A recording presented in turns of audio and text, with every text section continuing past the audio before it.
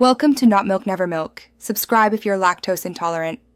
You start by gathering only the parts that change RPM: a low-inertia rotor, strong magnets, thin stator laminations, and a controllable DC supply. Once assembled, mount the rotor on bearings rated above the target speed and verify balance to under 0. 5 GCM.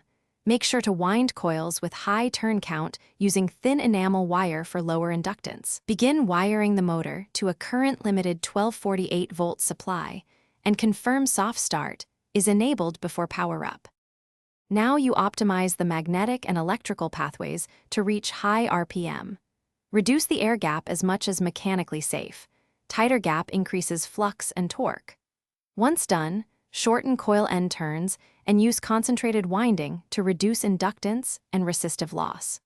Make sure to use a high-speed ESC or PWM controller with switching above 1 kHz and closed-loop RPM feedback. Adjust commutation timing slightly advanced as RPM rises to maintain torque. Finish by carefully ramping voltage while you monitor current, temperature, and vibration. You want steady increases without spikes.